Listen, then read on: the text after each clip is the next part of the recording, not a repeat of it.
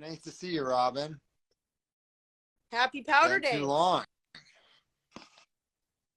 Yeah, I was just saying it's winter solstice, which is kind of the original holiday. It's and kind of my favorite holidays, both the winter and the summer. Both my kids are born on the summer solstice, and then winter solstice is heart of winter. And I just learned an interesting factoid that Stonehenge is positioned perfectly, the center of it, for the sunrise on winter solstice. So it's a powerful day. Hopefully everyone got out there and Oh made some yeah, turns. I How about, did had you get out there?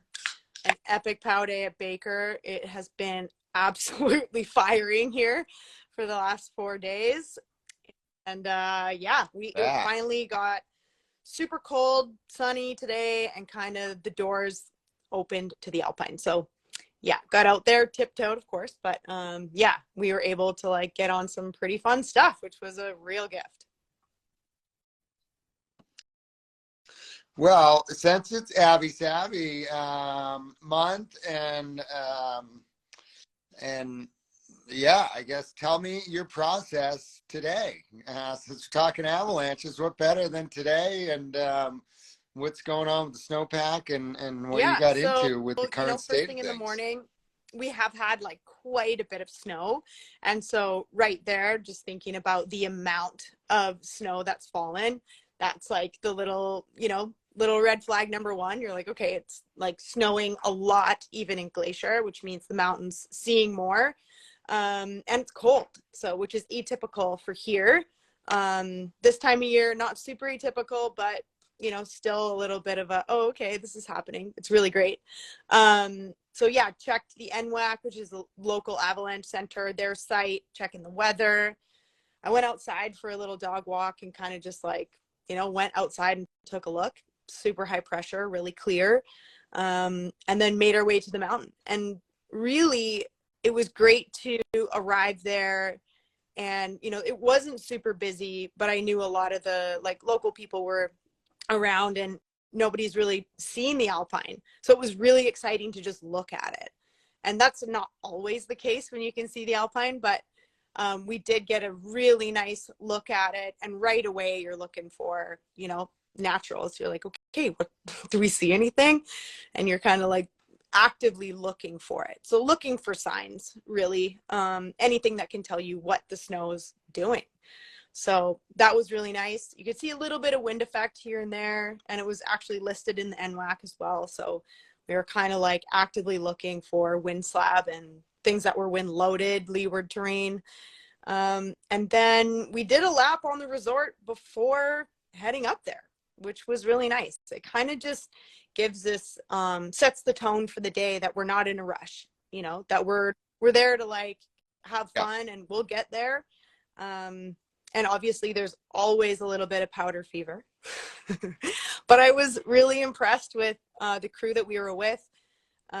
Most of them being total pros, and actual pros, but the ability to just kind of like dial it back and like do a groomer run Right. before we like step out, and not to choose the gnarliest terrain right away, to like go look at some supported runs and like dip our toes. So that's kind of how it went. And it was awesome. Nice. Yeah, I think of like one cool thing too that we don't see with the Abbey sites, but I find that I love to see what type of reaction patrol has had with the snow, with throwing bombs and stuff. And it's not totally applicable to the mountains, but if I go to, like, for example, we kind of got a little, we got a stubborn, persistent weak layer in our pack that hasn't really reared its head. But for example, patrol at Palisades has gotten two sides to go, and of course they've been in the same type of terrain, actually like mid elevation, not off the, and mid low elevation with, or mid elevation, not super steep, areas that don't see much sun, and Mm. like large propagating slides. And so it's just a good indication of I don't get green lights from the resort, but I definitely get red lights when it's like, wow, every bomb we threw went propagated super wide and went deep and stepped down or what have you. So that is one of the benefits too, to like start your day in the resort and just see how Mm-hmm. it's been Yeah, holding yeah, up and to we have been bombs. riding the resort during the storm. And so we actually, and that's a great way to like gather beta. You're like, okay, it's cold and it's falling Yeah. these like big flakes, and then we're hearing bombs every morning. So it's kind of like, that there's some concern because they're, using that form of mitigation, and they didn't open right away on that really big dump. They waited until 9:30, waited a half an hour, like took their time with it. So I think that like looking to the resort is a really good tool for the toolbox on top of whatever else you bring with you into the backcountry or even on the resort. Yeah, and another thing, like you can really get a good sense of wind loading too. Like if you're out there, I'm sure anyone has those runs that with certain winds are just like refilling, and so the report might say 3 to 6 inches, but there's those certain areas in the range that's Mm-hmm. 18 to 24 inches due to the wind loading. And again, spot to learn at the resort. But I guess just stepping back, you've dedicated your life to snowboarding. You're like just full. It's in your blood. Like what brought you to just full It's funny commitment because to I boarding? didn't grow up in the mountains. I actually grew up on the ocean. And I just remember having like, we get one POW day a year in Victoria, which is on Vancouver Island. And I just remember being so enamored with snow. And I literally, the day I graduated, I left the next day and went to Whistler and just went there. I thought snowboarding was like the coolest looking sport that existed at the time. And I honestly wanted to be a part of the culture. The culture seemed like it had this alternative feel to it. And I just kind of resonated with that. It seemed like I could go there and be a part of it. And I think that's what's really special about snowboarding beyond just like riding POW and being in the mountains is this like beautiful community and the culture that we have and that we nurture. It's really something else.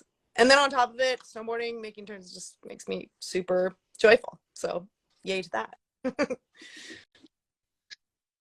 Well, I've seen that joy firsthand, and I mean, to me, that's what at the heart of it when I'm picking riding partners is like who really loves it, no matter what the conditions are, and you absolutely check that box. And I guess stepping into this past spring, where we got to go on this incredible trip to the Yukon, but prior to that, you were in Valdez for a while, and it just coupled with that Valdez and Yukon trip is quite a different spring than you've traditionally had, and getting out of your comfort zone, accessing mountains in a new way. And I guess just explain that that transition or diving into these new things that you did Yeah, so much well, of last spring. so we went to Valdez and I went with Tatum Manod and Taylor Godber and Nadine Overwater. And we camped on Thompson Pass for 3 weeks and we accessed that whole area via snowmobile and on foot, which was usually, in the past, I've done a lot of heli. And I think there was a couple of years leading up to this year where I just kind of had some moments where I was scared. I was scared in the helicopter. I was scared getting dropped off on the top of the mountain, not knowing much about the slope or the snow, you're just there really fast. The decision making is a lot faster. Your ability to gather beta is quite a bit less. And I just needed a break from it. And obviously inspired by yours truly. Seeing some of the stuff that people are riding on foot is like quite inspiring. And I thought, why not take this new approach and like see what that's all about? And we really we loved it, all of us. Being able to approach the mountain in a slower way, being able to like really think about the lines we were going to ride, and to me, the biggest thing is like, what are the consequences when you don't have backup, when you don't have a heli to just like pick you up and move you, you know, to be your backup. Like, we're talking about different amounts of daylight and different amounts of support, and you need to be a lot more careful about how you pick and choose and what you get on. And that was a really great experience to have that like full analysis, to wake up, to like read the Avalanche report. I mean, we didn't go up there with a guide. We were guiding ourselves. So being really in tune with what was happening weather-wise, what was happening avalanche-wise, going out, choosing lines, and then approaching them slowly. And one of those things is terrain progression, which is a really, really big thing to talk about. And you can probably speak to that as well on a lot of trips that you've done. Just being able to like start small and like work your way up. But also like getting on slope and getting your hands in it and like, wow, I feel the temperature change. Do you guys feel that? Yeah, we feel that. You know, like you get to the ridge and the wind is like whipping in your face. You're like, red flag. You know, there's all these like little things that when you're not moving super fast in the mountains, you're able to tune into, which I think was a really amazing lesson for me. And I want to do way more of that. So, yeah. Yeah. I mean, I think one, like the snowmobile, especially in the, I mean, certain areas like that's going, the stuff that Joe Lax and his crew, Taylor Godberg, like, and people out of Pemberton, like how far you can get out on a snowmobile, which, you know, the further away you get, the more the consequences go up. And it is like, it is a ton of work to do that. So it's impressive that you were able to, I've seen what this growth of snowmobile access on Thompson Pass is done. And I mean, it is, I mean, just getting to the base of the lines is super serious. And then, as you said, you know, being out there for, and having to walk up them and feeling all the emotions of that and the intricacies, because opposed to say being on a slope for, you know, top down for 2 minutes, Yeah. you might be on it for 2 hours, and just feeling that, you know, having that intimacy And I with the think snow is maybe critical. that's a question for you, because I know that you've been through like years and years of heli in the past and made that transition, and like what was that like for you? Like completely different approach. Well, I fell deeply in love with it, and I just felt to the intimacy you needed to be on a mountain for hours on end, opposed to just ripping in there and top down. And then, I mean, we would common to sleep in front of these lines and to really understand their moods, and it just the kind of, the chapter is a lot longer than just the one of getting dropped off on top, and then to get to start up these things, and then to be on these faces for hours, especially like the spine walls, when terrifying going over the Bergstrand, swimming up to kind of gain the spines. But once you're on these spines, you're in a really safe spot in this wild world. And I just like, I wouldn't want those climbs to end. It's like just spine walking in the wildest place on planet. You're actually pretty damn safe once you're on the spines, because everything's flushing away from you. And then when you do get to the top, and I always, we talk about framing, you know, we always start out with, let's go take a look at this line, not we're going to go ride the line. Little thing that is hugely different, or just sets the tone to the whole group, that this is only going to happen if all these things, these red lights turn green. And I think if a complex line you need 20 yeses to get to the top. So as I'm climbing these things and just looking for reasons to turn around, and then we get into maybe a little later on, is it, you know, there's fear involved, but is it boogeyman fear? Is it real fear? Is it spidey senses you should listen to? Or are you just afraid of the dark or afraid of the heights or the airiness of a step. But as we're moving up, and I know that last kind of no to get turned into a yes is always the hardest one. That's where that convex roll is. There's wind loading. And so when I do get to the top of it, it's like, oh my, I can't believe that the mountains just opened their arms and said, you can stand on me today. And then to actually strap in and then go through that whole process, it's just such a deeper experience. The emotions are incredible, and it's common for me to then, as we talk, my first book was No Words for the Way Down. Write a lot about the up, not for the way down. That's this like super special, tough to explain place, but it's common in those scenarios where I'll come riding out into the flats, and I don't know if you ever had this, but I mean, just like overcome with emotions and start crying at the bottom. I'm so happy. And I definitely was not getting that. Yeah, I feel like there's just more personal investment and you get a lot more out of it at the end. And I kind of love like what you said about like going up the spines and like, really feeling it. Cause really, I feel like sometimes the way up is just as good as the way down. Yeah. And some and especially like the Sierra, we get a lot of wind blown stuff. And so we get up in these big walls, like these big couloirs, and you're just like, oh man, the climbing's perfect. The riding might be a little chattery. But that was funny on our trip.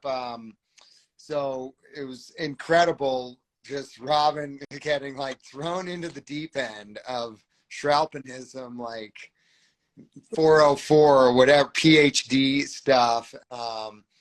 And I'm like watching you and like so comfortable, and we got on some big steep lines, and your ability to just like stay focused was incredible. But then like when we get to these ridges where I could like finally take a deep breath, because like nothing's gonna hit us on these ridges. You had a different experience than the ridges.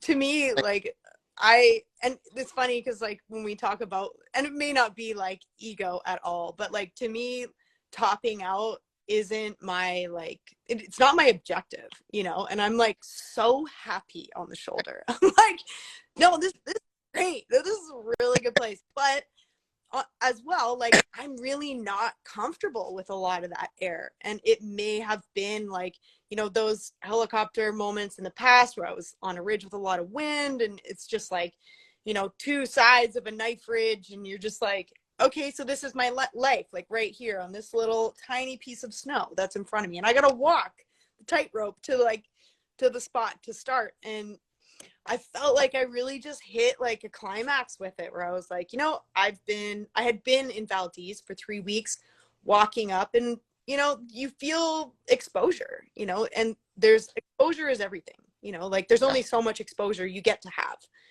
And I think when we got to the Yukon and, climbing up these really big faces that were like, quite a lot bigger than what I've done. And I'm pretty new to mountaineering. So it was a lot of new things, and kind of just like the exposure piece, it almost like, I think I just maxed out. I was like, and Jared was there for it. I had a full meltdown, like on a shoulder, like just tears. I tried to everything, all these tools I've had in my toolbox to like, go further and like challenge myself. And that's okay, I can do this. And you get to that point, and I took 10 more steps, and it was just like full shutdown. Like, not today, probably not tomorrow. And well, your ability to like, Robin hopped on this trip with Griffin Post and I, who've been doing this bottom up stuff for so long. And we got into this area where there was really very little warm-up lines. We were on some of the biggest lines we've ever ridden. They were smallest lines in the range. So it was incredible. I mean, talk about getting thrown in the deep end. And then another thing I was thinking about, because I've talked a lot about snow pits and stuff like that, and it's just something that I use very little in, say, the lower 48, where I can get on the Abbey site and see perfect snow pits and stuff. But when we got to the Yukon, we had first red flag was like old, large propagating natural avalanches all over the place. There was no like hiking up around the back or the shoulder, so we had to start up these things. We had there was no mini golf. And I mean, our first day, I remember we got out of camp and we just started walking up Glacier to find some spot to just get our hands in the snow. And we ended up walking like 5 miles before we could like kind of talk ourselves into this little thing. And then ended up proceeding to dig, I think probably, I mean, the first, I think all in all, over 15 pits in 3 days, just trying to learn about this snow. And that's where snow pits are incredible, when you have no Yeah, beta and I mean, it's different snowpack. for every place. And I think, when you arrive to a place that you've never been, there's like so much going on in a range that large that you can't really follow this like blanket avalanche report or blanket weather forecast. It's just, when you're in a range that big, there's a lot of microclimates. And so, arriving and just being like, what the hell is going on with the snowpack, it is important to at least find out what's going on in like that top meter and a half, to just like check it out and know. And building confidence through having the beta, I think, is like a really, really good tool. And there's lots of other things that you can use. I feel like digging pits isn't always the way. And I actually admired you, Jer, for like having all these like little tools in your toolbox for when you like get out in the backcountry. And maybe you can talk about that a little bit, like little habits that you have, like the things that you do to kind of like, find the beta or like know something about the snowpack when you don't. Yeah, I mean, in a perfect scenario, there's small, short, steep terrain with a clean outrun that we can hike the shoulder of and get on top Mm-hmm. of without putting ourselves in avalanche danger. Maybe a small picnic table to 2 picnic table size cornice we can first thump the thing with. I love broken terrain, which means where there are spires and ridges and stuff. So it's not this big connected face, and a steep, short face with little pockets of snow broken by ridges and rocks, that we can really push on the snow. If it does slide, we have a clean outrun. So we're not going to get pushed into trees, not get pushed over rocks. It's not going to be this tennis court size avalanche. It would be more of like a half a volleyball court size pocket we're stressing, and then just keep pushing our way up that. And that's only for one aspect. So it's common for me, like I will often focus on northeast aspects for a couple of reasons. One, it's like we love the northern aspects, but they're starting to get some light.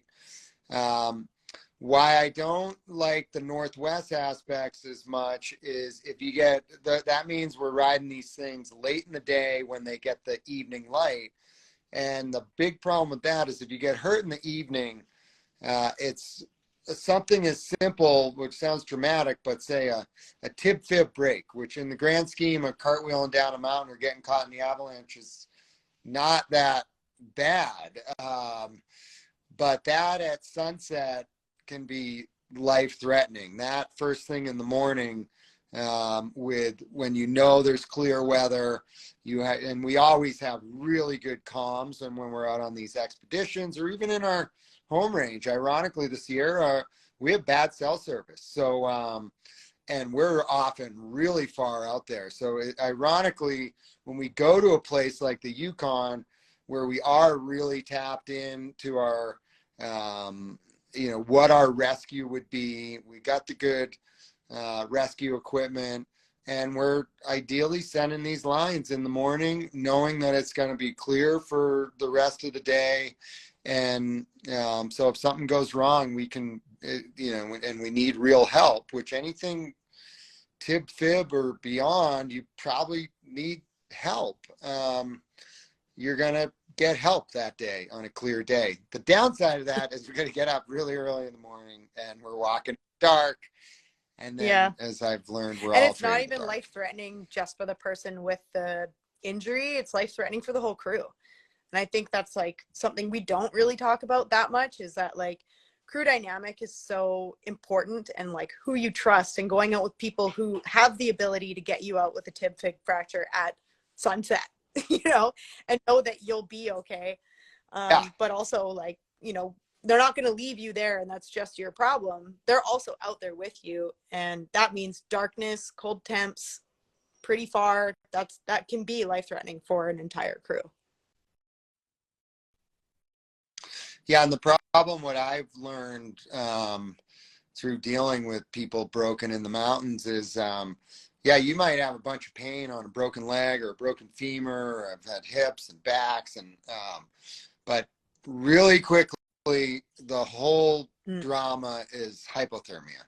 Because when you break a bone, the body just shuts down and gets really cold. If you don't have the means to get them off the snow, if the sun goes off of them, I mean, it happens fast, and then that becomes your number one concern is hypothermia. Absolutely. So you just took a 10-day Abbey course. You've been on this journey to get your guide certification. I guess, where are you at with that, and what are some new learnings for the toolkit that you've got? I mean, 10-day Abbey course, that's like going to college for me. And I've that's done intense. a bunch of those. I was actually joking with my parents because they're like, "You're doing another course? Like, when are you going to be done?" And I'm like, never. Never. It's actually like going to school to be a surgeon, except a completely different job. But this one, you get to like shred a lot of pow, and you get to go first. But yeah, I did a 10-day course through the Canadian Ski Guide Association. It's called CSGA. And really, it was more of a guiding course. So we do focus on avalanche safety, but also how to like move in it, how to move in avalanche terrain, how to move people in avalanche terrain, on top of, ropes and first aid. We didn't go too deep in the first aid, but it's funny that you said that about the hypothermia, because that is like number one. What we're being trained to do is to get people out fast, like as fast as possible. And it's not because we want to be, timed or like that efficient. It's because of the hypothermia piece. It's like you really want to package people and get them moving fast. But really the main takeaway is just to avoid the situation altogether, is to like learn how to avoid the break, the avalanche danger. Being in avalanche terrain can be tricky, but there's ways to mitigate it and kind of like move around it with people that, are really valuable. So there are, and I so respect all the guides out there, because it's not that easy. It's a lot of learning. But to me, like being a professional snowboarder means exactly that I'm a professional in the things that I do. I want to be able to go out in the mountains and speak professionally, understand the snow problems, like know how to get somebody packaged and out of there really fast, how to get into a crevasse and get you out of there. Like, to me, that's like in the title of the job that I have. And I like to treat it as such. So it's important to me to keep learning. And obviously at the end of the day, I just want to ride sick pow till I die. So. Well, that's why we're such good friends, Robin. And you are an incredible partner. As my brother says, he said, this is one class you never graduate from. All things snow and what we're doing out there. And yeah, so I just think it's so cool. And one of the things on the the trip that we got to go on this spring was what I was, I mean, I've been in the mountains. I mean, just so impressed with all of it, but your kind of group dynamics or group friendliness was so good because our trip was we were moving really long distances for days on end. It was super taxing. It was really cold. And I think that you woke me up to a really good or a blind spot that my wife's been yelling at me for, where I'm a little bit of like, follow the skin track. I'll see you, don't stop. I'll be at the other end of that thing. And we had some, people of varying struggles at different times of the trip. And I just thought it was so incredible. Your ability to kind of think about the whole group and spot people that were subtly struggling and catch these issues that would have been bigger issues if you didn't catch Thank you. them That's early so on. nice. Kind word. Yeah, I feel like some things we're really strong at and some things we're not. And communication and group dynamic is something I've worked on. It's not something that was like naturally given to me. I'm obviously like an outgoing, fun person in general, but being able to rally a group and get them through the mountains efficiently is something I've been working on for a really long time. I started guiding in South America when I was, 24, and I learned a lot of lessons in doing that and how to like manage a group, and also how to, everybody has a different level of, how they want, like the different levels of approaching the mountains, and not everybody wants to be scared. And really, you need to be able to like, you're only as fast as your slowest person, because at the end of the day, we're not leaving people behind, So to me, like managing that during the day or as we're going helps like keep the unit together and go further and longer, because we're like managing it as we go. Whereas like, if you go ahead and just like let people suffer and they're constantly trying to catch up or trying to like, and they never get a moment to catch their breath, like they're really deteriorating faster than you want. And what we want is to get to the end goal. So having that ability to like bring people together and managing like problems or issues or, just different levels of fitness is like quite important. And we don't think about it that often. But to me, like when you go out in the backcountry and you're with a crew, like the last person, the slowest person that's how fast you can go. Because like really you're not leaving them. So Totally. And setting them up for success to just kind of keep it moving. And I guess, on that note, on just kind of group dynamics and stuff, you've done so much for all of snowboarding, and specifically like your fabric project was incredible, and highlighting these different women's stories.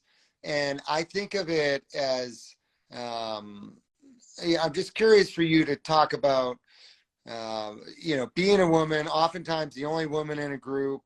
And then now you're in this guide world of women. And like, as you go down that road, there's so few women snowboard guides, and quite frankly, even ski guides to this day. And I want to give a shout out to Kirsten Kramer and Lel Tone, who have just been kind of the unicorns of Alaska guiding. And they've been doing it for 20 plus years, maybe close to 30 years, really. But it's not like there's this huge train behind them. So I just would love for you to speak to being a woman in the mountains, and then now as you're getting more and more kind of professionalized in the mountains. Yeah, some amazing female guides out there. So yeah, thank you for paying respect to them. They've really paved the way, and I want to acknowledge them as well. So thank you. They were definitely my inspiration for being able to be a part of that world. And I think like in the past, I really had to work on finding my voice, because often in like a guides meeting or in a crew of guides, you need to be able to stand on your own 2 feet and speak clearly and have an opinion and be a part of the decision making, because that's the last thing you want to be doing on a trip, is like sitting in the back seat and not having the ability to communicate and with other people about like things that you're concerned about, or maybe you have a piece of data that somebody else didn't see. And really the learning part of that, or part of my journey, has been a way for me to back that up, for me to have a voice, to be like, actually, like, here's my certification, I do know what I'm talking about. And being able to just Yeah. speak and like have some weight, like back it up with some, information, that always helps. And I do feel like more than ever, there are so many women interested in the backcountry, out in the backcountry. For so long, it was just like the girls' crew and then like the rest of the sea of dudes, and and now I was in guides meetings for a long time where I was the only female, and it was hard to speak up, but getting all those little bits of doing the work, getting the knowledge, it really helps you have confidence to speak to an issue or speak to your opinion, or be a part of the decision making. And that's really important. And then on top of that, like just being in that guides course that we just did, I had Leanne Pelosi and Kate Ediger with me. And it's so great to have such strong female voices. And they split us up into separate groups. And at first we were like, oh, it's because we're, talking too much. They split us up. But actually, what one of the instructors said at the end is that when you have a strong female voice in each group, it really changes the dynamic. It kind of like sets a tone and a standard for moving forward, that, you have the different people with different opinions, and you don't get this like ego heavy group. Not that it's always like that, but it's really interesting to kind of see that like feminine voice, and just, a different thought process, a different approach, from females and males. And it's kind of interesting to watch that happen. And there's going to be a lot more female guides in the mix, and I'm really excited for that. So, yay. I think that is like one of the best trends. And I've actually, over the years, have really always enjoyed having women in the crew. Victoria Jalouse, I rode with a ton, Julie Zell, Allison Gannett, lately yourself, Elena Height, Michelle Parker. Cheers to the late Hillary Nelson, who's had incredible times in the mountains with. And I recognize that we are stronger when there's women in the group, but it is important. You have to, like, ego is such a dangerous trait in the mountains. And so many of my personal accidents have come from too big of an ego. So many mistakes that I've seen in the mountains are for other people having too big of an ego. And it's the one trait that I'm probably most sensitive to, is when I start seeing people flex in the mountains. I'm like, whoa, this is not a place to like get macho and show how rad you are. And the one thing I have never seen in the mountains is a woman with this overinflated ego. It's just a different nature, what have you. And so I do think that definitely having women in the group is critical, but equally important to that is to make sure, because it's oftentimes a bunch of guys, screaming and yelling at each other, and not necessarily negatively, but just, do kind of taking over the conversation. And it's really important. This is something that I've been for a long time been working on, and realized a while ago. I'm like, you have to, not every woman, and you're good, Robin, and saying like, you guys like, shut up and listen. Maybe not quite that harsh, but if you have to do, you will, which is why I love you and love having you in the mountains, is because you don't give a shit who's saying what. If it's wrong or they're being an egomaniac or whatever, you're going to stand up and say, not cool, dude. But just, creating group dynamics where everyone has a voice and is simple. And I have a problem with that because I've been doing it for a long time, where people are like, well, Jeremy, like, yeah, I'm just following him. He's been doing it for 30 years. And so I really make a point of like, what do you think? What do you think? What do you think? And it's a constant I think battle. Every day is a new day. communication is a really big tool as well. I mean, we talked about like tools in the toolbox. For me today, you know, I kind of flexed on that tool where I was like, okay, what I do when I get to the mountain and I'm with a crew is I start pointing out stuff verbally out loud. I'm like, oh, do you see that wind effect? And everybody's like, oh yeah. And then they're pointing out stuff and we're actively starting a conversation, which really just kind of tunes everybody in. As long as we can like have a conversation, you know, like on the chairlift, we're like, I'm like, oh, I'm just looking for that wind slab. I don't see anything, like, you know, and then it kind of became this thing through the day where we were all looking for it. And, you know, and it was really nice to have this crew, and we were all just kind of like rapping about like, oh, there's so much wind, it's really cold. And it's almost like it's like a fun conversation ongoing through the day. That is a huge asset. It's a great way to get data from everybody, is to kind of like start the conversation and like just talk openly about it. And it's fun, you know, like just see how many things you can find, see how many flags you can find.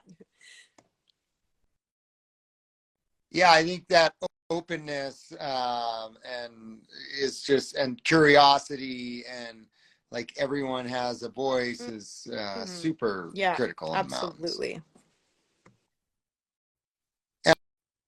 So as someone like, your snowboard career is starting to it's very multifaceted in the sense of you know, you've ridden big lines with nobody around, and you know, you're out charging, you're charging in front of cameras, and you've been charging with a bib on in natural selection.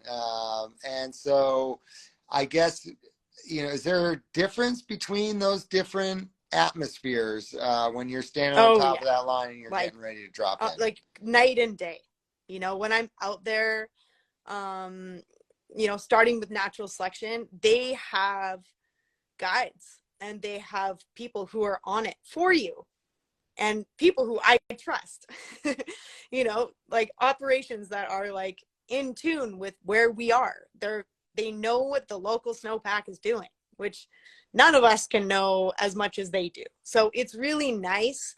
And a bit of a change for me to like, you know, as soon as I'm in that like natural selection arena, really, I'm still thinking about it because I'm so like, you know, kind of just habitually, I do that now. I'm always thinking about it. But to be able to kind of just like let some professionals like be my safety is really nice.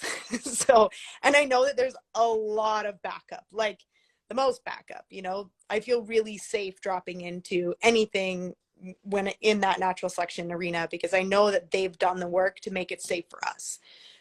So I'm kind of like not shut off, but I'm definitely thinking more about the snowboarding and my mental state in the snowboarding and the competing, more than thinking about, you know, the Avalanche problems and what we're doing, because I have the ability to pass that on.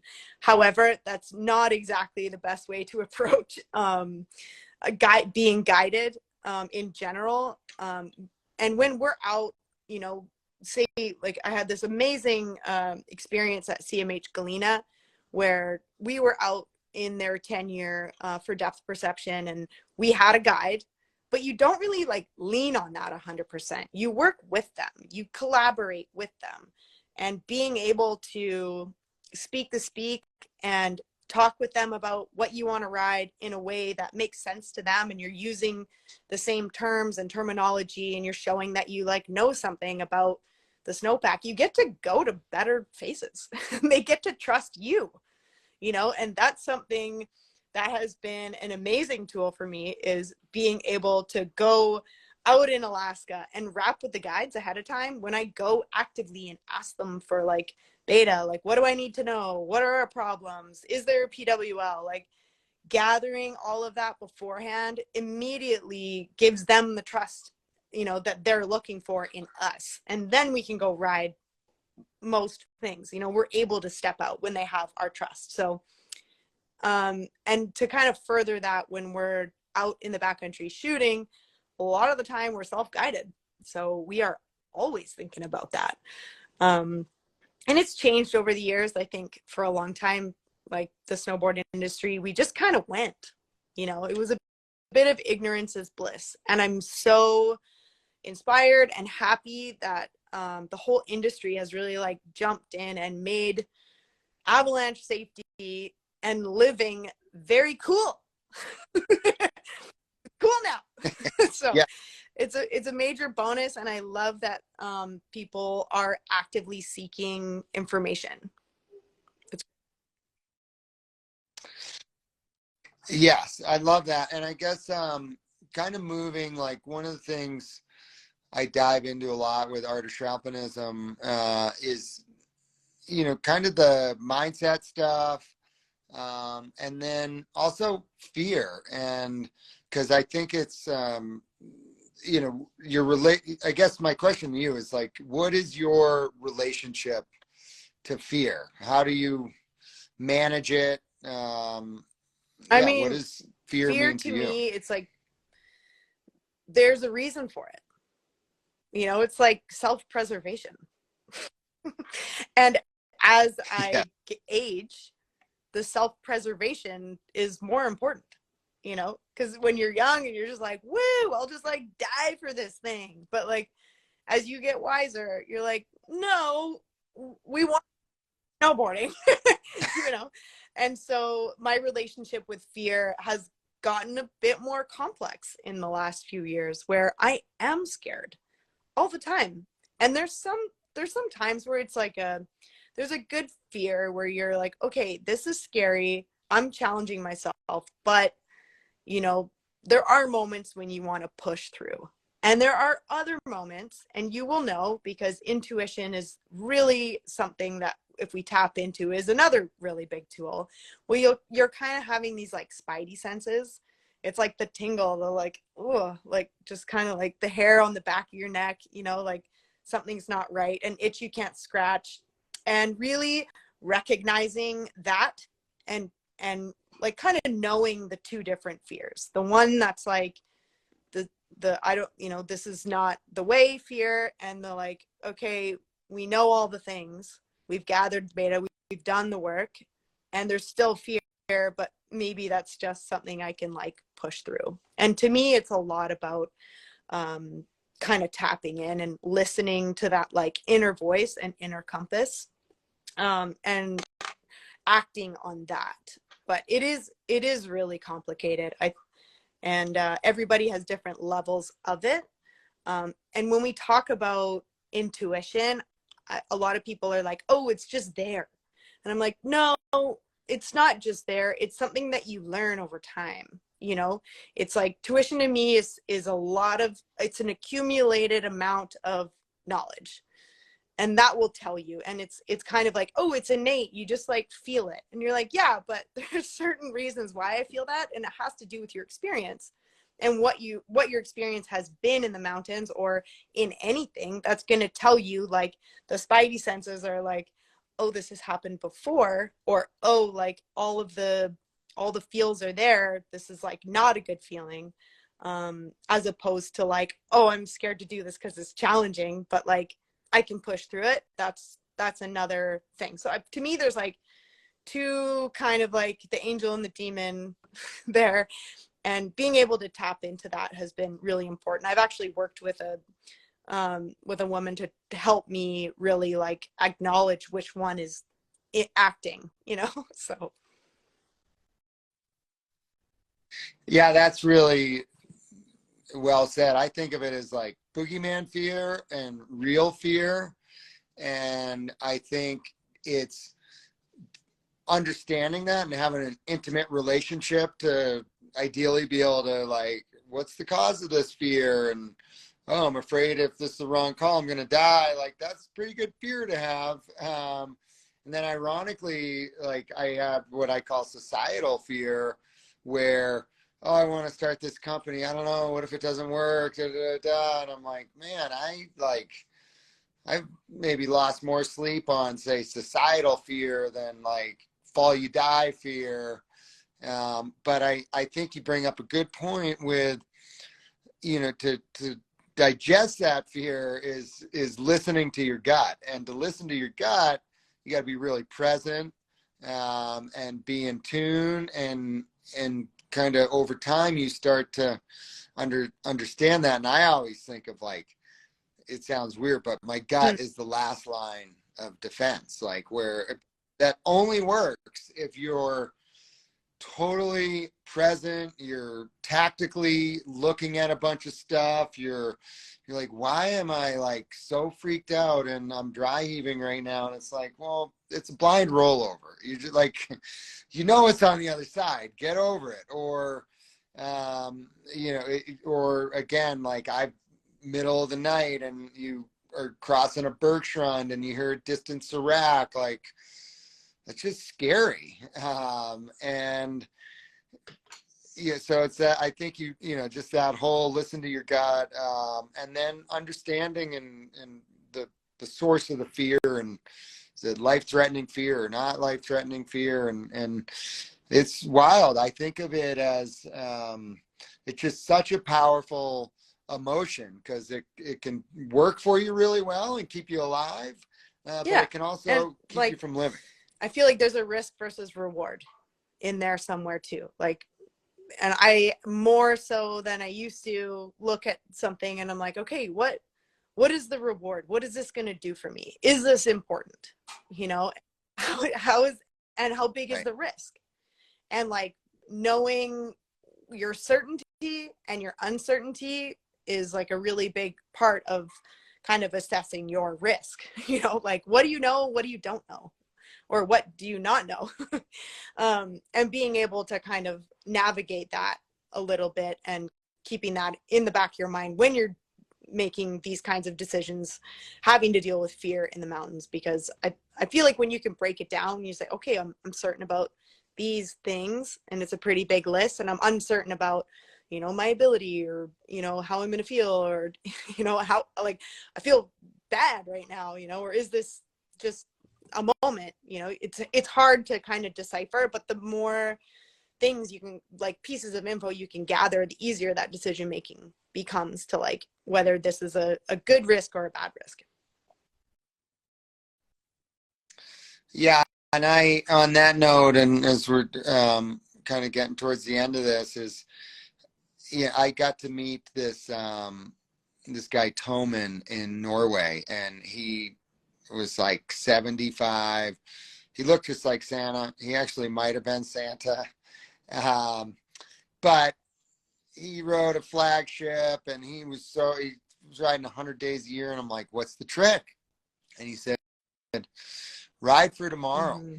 Tomorrow's a good day too. So I think that, at times we're playing a zero mistake game, and I also think it's super important to keep track of like when you back down. And so my mantra in the mountain is just say no, just say no. But I know myself because I want to hit every gnarly line. Someone else might need, their mantra might have to be just say yes. But I keep track of how often I've turned around, and if it's like we're moving up a mountain, it's a little weird, and someone might be not feeling it, and it's like, you know what, it's been 2 weeks since I turned around. Like, you should probably, work on it, flex that muscle again, and it is a good thing to practice, turn around. For sure. And yeah, it's a real that like tomorrow, like we could turn around and no guaranteed we're going to be here tomorrow, or we could keep going and maybe not. Yeah, so tomorrow's a good and day. Like earlier when I said I just want to ride Sick Pow for the rest of my life, and I said I want to ride Sick Pow till I die, but I don't want to die doing it. There's other things in life than that specifically, although it's a pretty big one for me. But that's kind of the way I approach it, and getting the knowledge and being a professional, that's helping me get there. And I hope that other people will take a path that's, you know, in that direction where they're getting a little bit more knowledge of beta, being snowboarders in the mountains. We're only going to be able to go further and progress if we like do the work. So I'm excited to see more people in that part of snowboarding.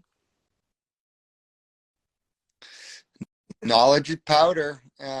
So yeah, any final words from you, Robin, on that as we The round last thing into I'll the hour say mark? is I had a really good question recently. What was the